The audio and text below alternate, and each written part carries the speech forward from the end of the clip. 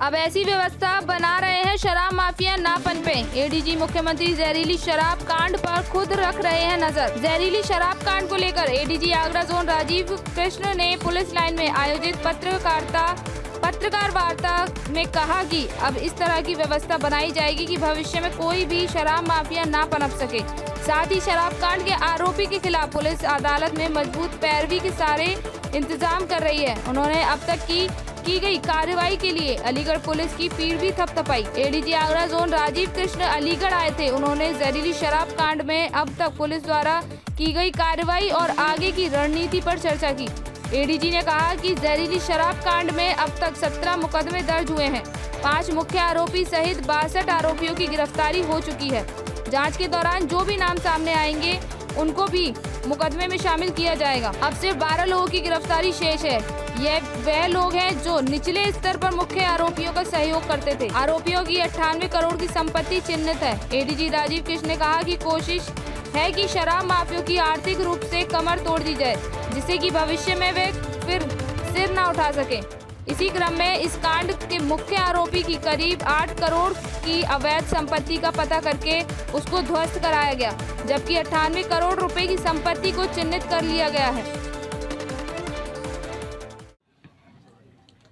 28 तारीख को हुए इस दुखद खूच ट्रेजेडी में उसके होने के बाद से विगत 12 दिनों से माननीय मुख्यमंत्री जी ने इस पूरे घटनाक्रम को बहुत गंभीरता से लिया है और इस मामले की लगातार मेरे द्वारा इसका रिव्यू किया जा रहा है। डीआईजी के सुपरविज़न में और एसएसपी साहब के लीडरशिप में इसके सभी आयामों को, सभी जितने भी इसमें लिंक्स थे, उन सभी के खिलाफ कार्रवाई की जा रही है। अभी तक इस पूरे मामले में करीब 17 अभियोग पंजीकृत किए गए हैं, जिसमें सभी मुख्य अपराधियों को जोड़ते हुए करीब 62 लोग गिरफ्तार हुए हैं।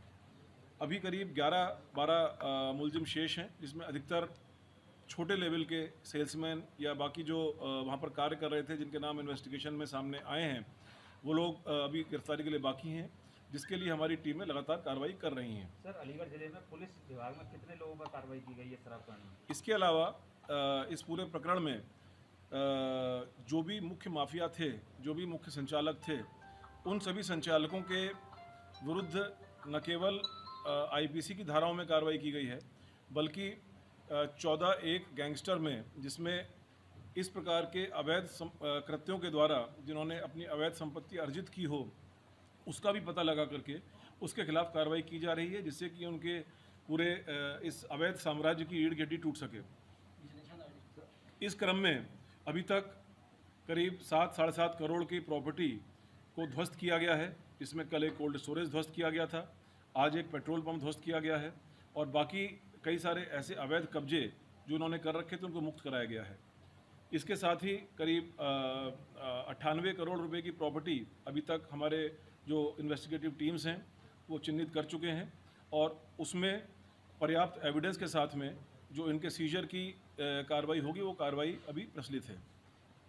इसी क्रम में इनकी पूछताछ में बहुत सारी जानकारी मिली है, जिसमें बाकी जगहों पर भी, बाकी ज़िलों में भी जो लोग इस अवैध कार्य में लिप्त हैं उनके बारे में जानकारी मिली है और इस जानकारी के आधार पर उन जिलों में भी इसी प्रकार की कार्रवाई की जाएगी। पॉलिटिकल लोगों का सर इनको संरक्षण था? इन्वेस्टिगेशन में जो बिंदु सामने आ रहे हैं, प्रत्येक बिंदु पर कार्रवाई हो रही है।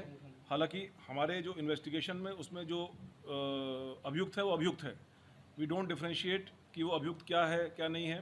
तो इसमें आपने देखा, आपने मीडिया में ही पढ़ा कि उसमें से एक पर्टिकुलर अभियुक्त एक दल से संबंधित था या इस तरह की बातें थीं।